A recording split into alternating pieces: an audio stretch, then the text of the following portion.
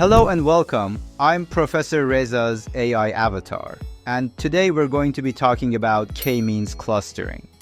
We're going to learn how to cluster samples, whether they're on a line, an XY graph, or even on a heat map.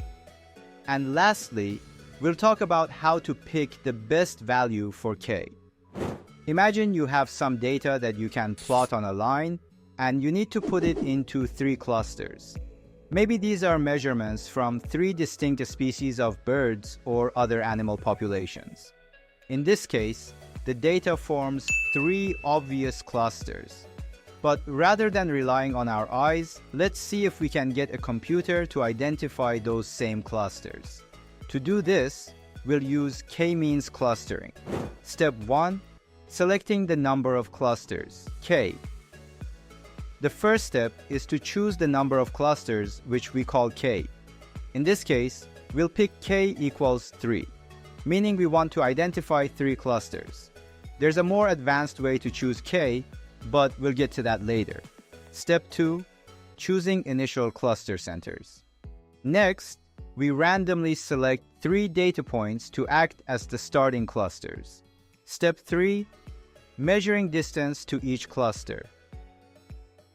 For each data point, we measure the distance between the data point and the 3 initial clusters.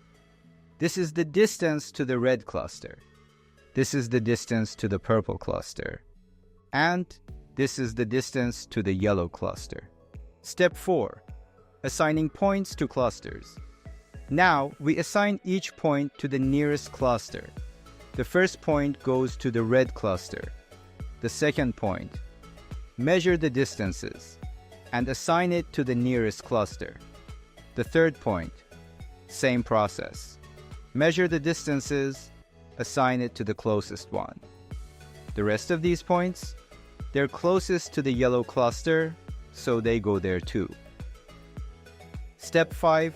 Recalculating cluster centers.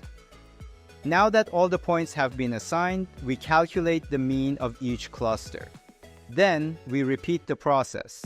Measure distances, reassign points, update cluster centers. And since nothing changed during the last iteration, we're done.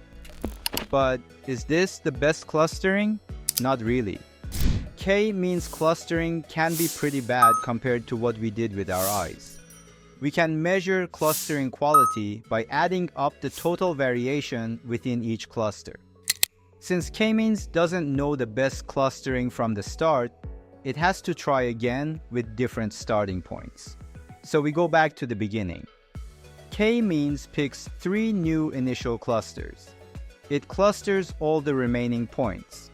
It calculates new cluster means, then reclusters based on the updated means. It repeats this until the clusters stop changing. Let's see it as it happens.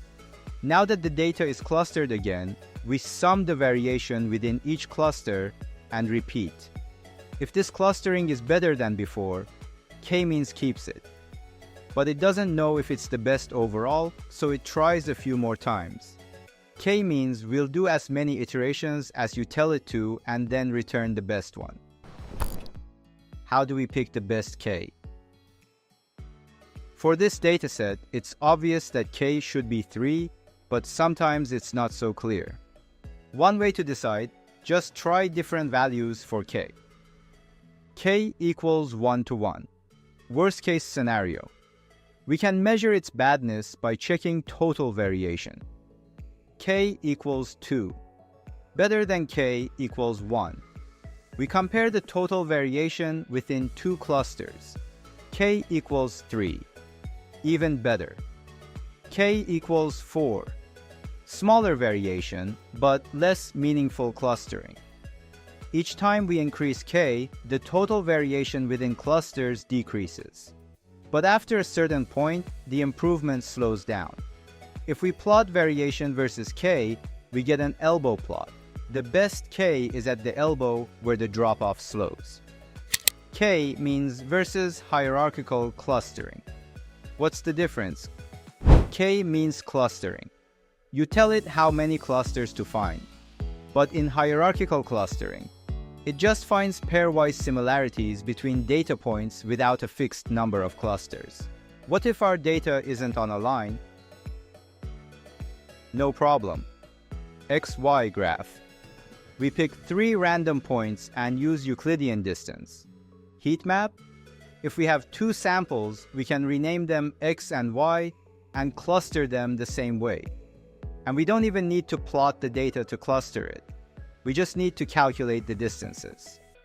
2D distance, square root of x squared plus y squared.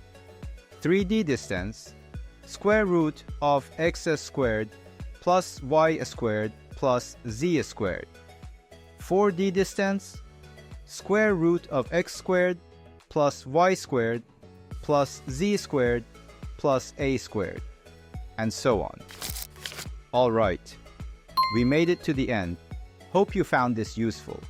If you enjoyed this, make sure to subscribe and explore more educational content on the channel. We cover a wide range of AI topics, from foundational concepts to the latest advancements, and even some important AI-related news.